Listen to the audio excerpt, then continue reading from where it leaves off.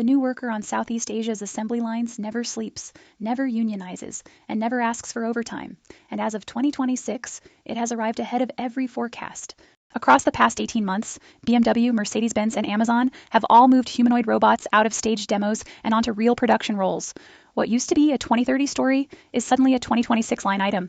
A Unitree H1 humanoid sells for around $16,000. Tesla's Optimus is targeting $20,000. The annual wage of an electronics assembler in Vietnam sits near $3,000. The math used to favor humans. At scale, it no longer does.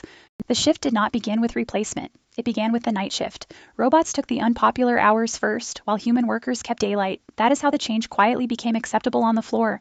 The countries that built their growth on cheap labor, Vietnam, Indonesia, Bangladesh, the Philippines, are now the most exposed. The very advantage that built them is the one being deleted.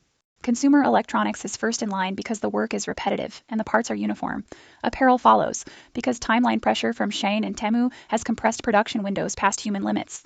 Goldman Sachs estimates the humanoid market could exceed $30 billion by 2035. Most of those units are projected to land in Asia, where industrial robot density is already the highest on Earth. One technician now supervises roughly 8 robotic stations. The job has shifted from soldering chips to debugging behavior trees. Same factory, different skill set, very different pay. Here is the twist. China dominates the production of these humanoid robots.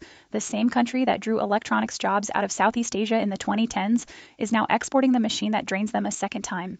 The countries that fought hardest to attract foreign factories are the ones that must now retrain fastest. Many of them entered this race with weaker technical education pipelines than the markets they were already competing against. Some economists push back. They argue humanoid deployment will stay limited to controlled environments for years, while the wage advantage still holds for messy real-world tasks. The truth probably lies between the two views. The world's cheapest human labor used to be a magnet for global capital. In the next decade, it may simply become a footnote.